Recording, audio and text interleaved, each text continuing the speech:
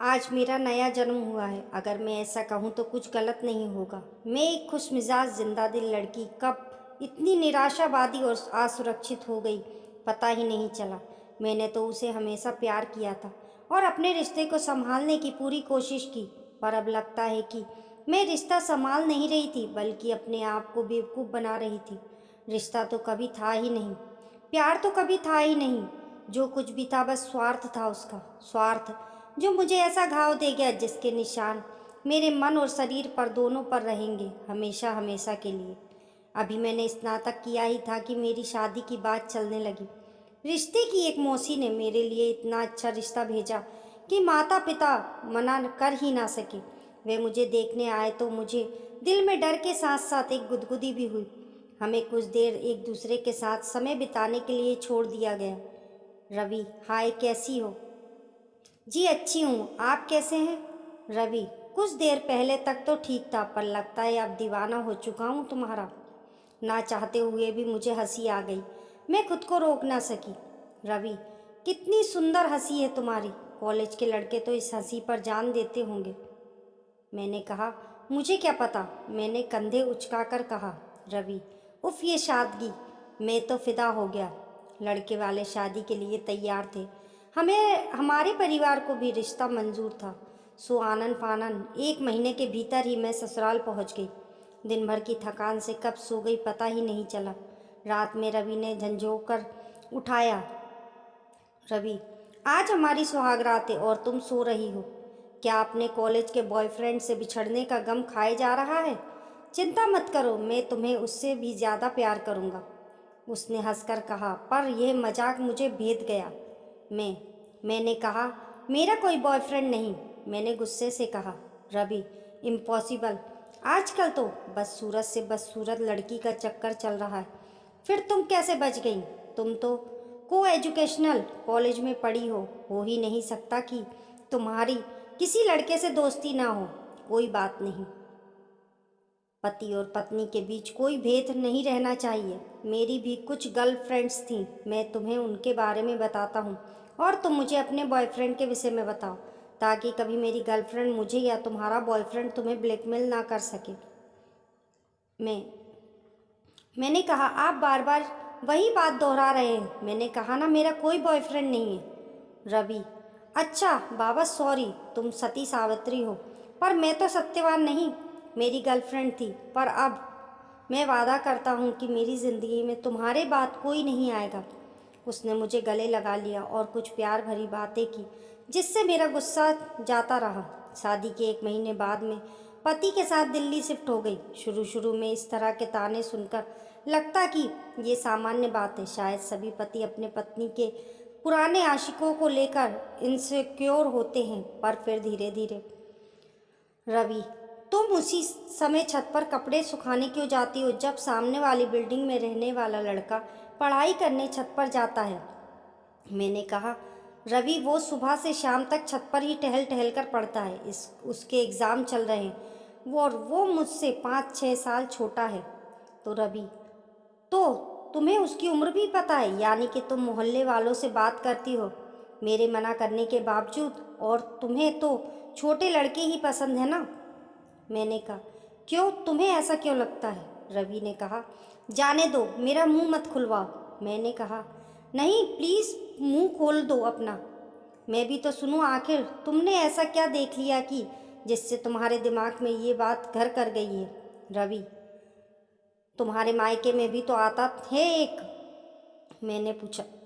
संतोष, वो मेरे छोटे भाई की तरह है, मैं उसे ट्यूशन पढ़ाती थी। रवि, ज़रूर, ऐसे मुंह बोले भाई बहन बहुत देखे हैं मैंने।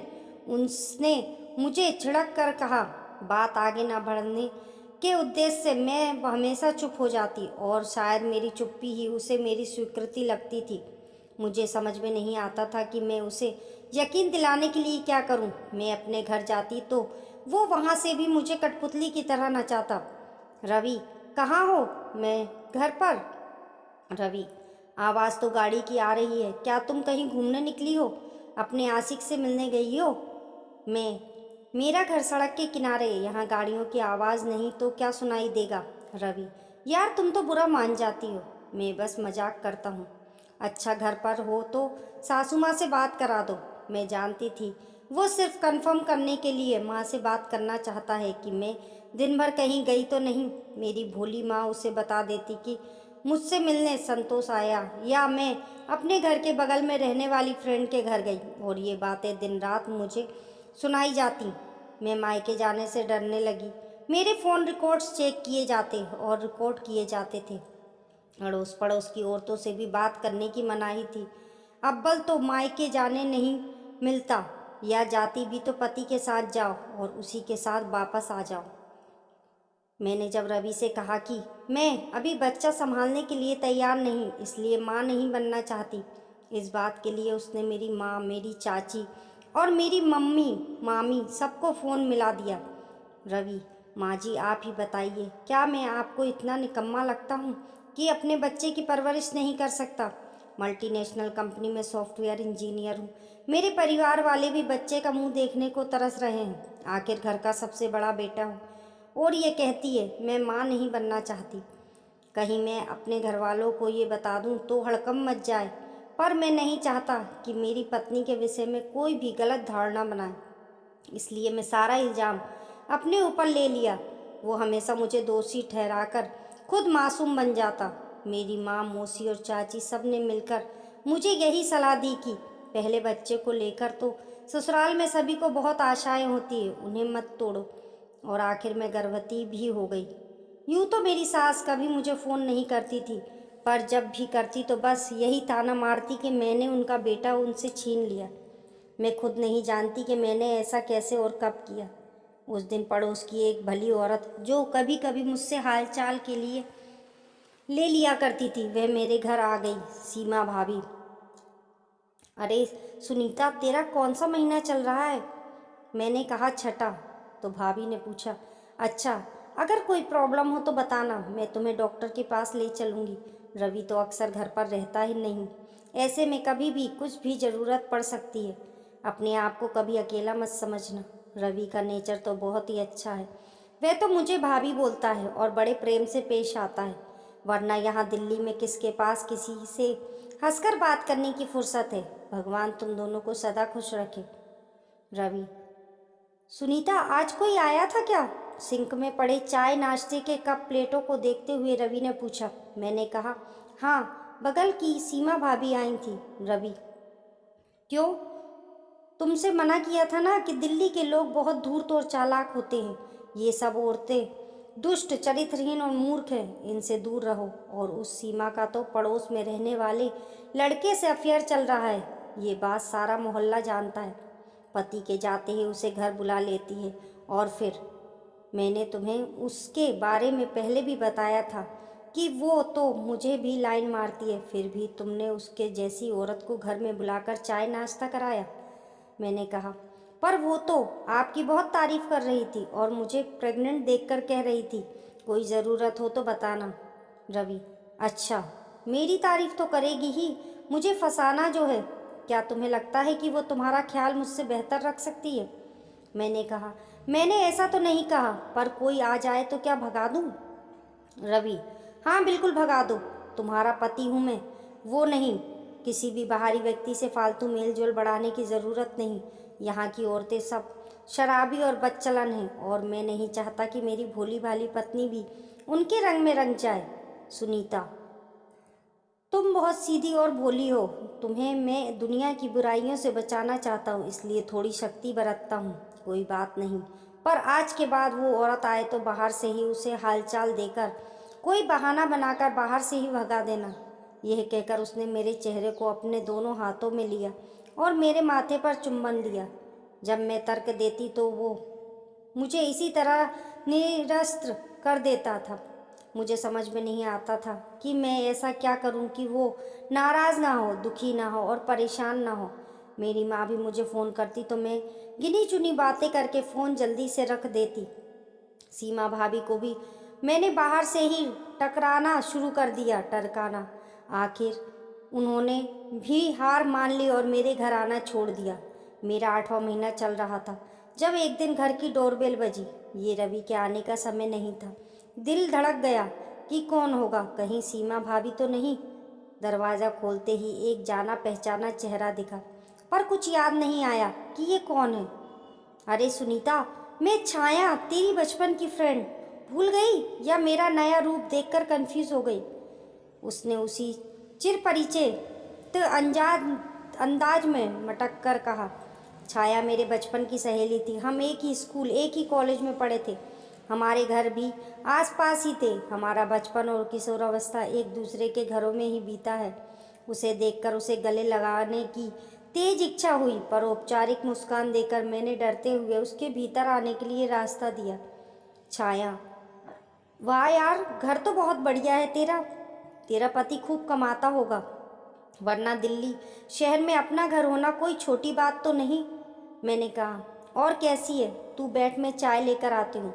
मैं जल्दी उसे टरकाना चाहती थी। छाया, क्या यार, क्या अब हम इतने दूर हो गए हैं कि तू मुझे मेहमानों की तरह चाय नाश्ता कराएगी?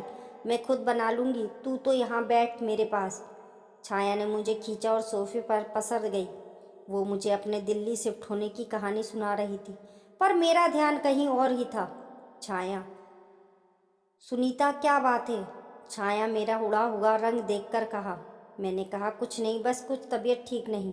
मैंने साफ झूठ बोला। छाया ने मुझे गले लगा लिया। मुझसे झूठ बोलकर तुझे लगता है कि तू बच जाएगी, पर तू नहीं जानती, तू कांप रही है।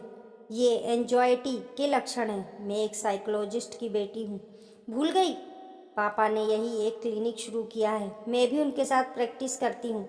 मैं पहले भी तेरे दिल में झांक सकती थी। तुझे पढ़ने के लिए मुझे पीएचडी करने की ज़रूरत नहीं। मेरा रोका हुआ बांध टूट गया और मैंने वैज्ञानी में उसे सब कुछ बता दिया। छाया, ये लोग परजीवी की तरह होते हैं जो दूसरों का खून चूसकर जीते हैं। हैरी पॉटर याद है ना? हम दोनों साथ ही देखने गए थे।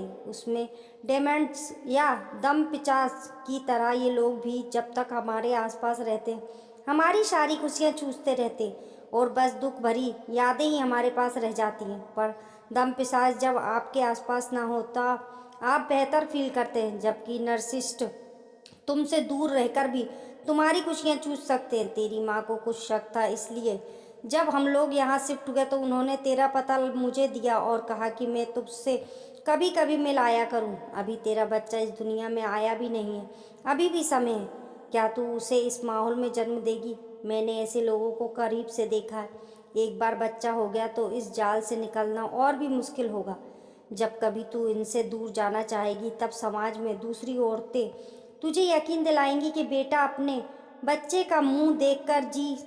अब तेरे बच्चे बड़े होंगे तब तेरे अच्छे दिन आ जाएंगे, पर यकीन मानना तू इंतज़ार करती रह जाएगी और अच्छे दिन कभी नहीं आएंगे। ये लोग बच्चों में उनकी माँ के प्रति भी जहर घोल देते हैं। निर्णय लेने का यही सही समय है। कम से कम तू अपने बच्चे की नज़रों में तो नहीं गिरेगी।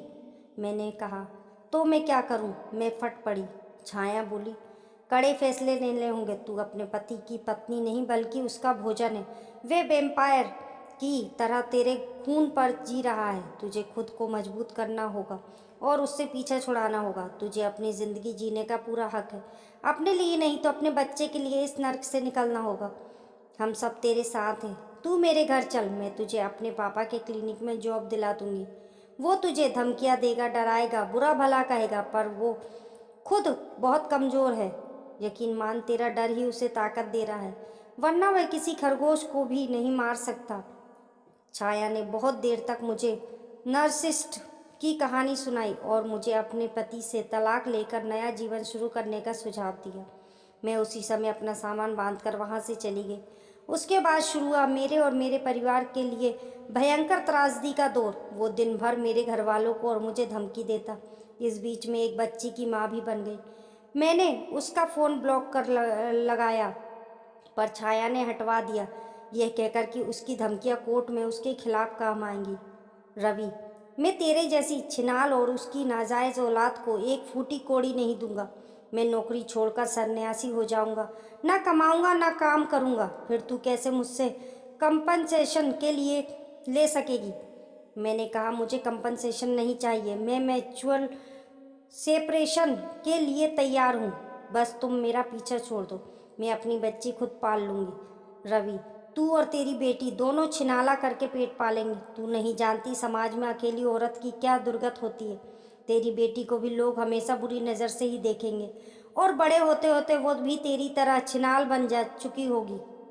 अभी भी वक्त है, लौट आओ सुनीता। मैं तुमसे बहुत प्यार करता हूँ। मैंने कभी भी तुम पर हाथ नहीं उठाया, वरना कई पति अपनी पत्नियों के साथ कैसी बर्बरता करते हैं।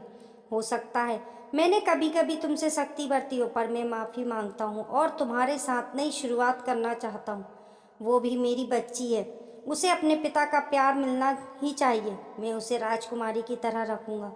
वो अचानक गर्म और अचानक नरम हो जाता, ऐसे रोने लगता कि पत्थर भी पिघल जाए, पर मैं नहीं पिघली।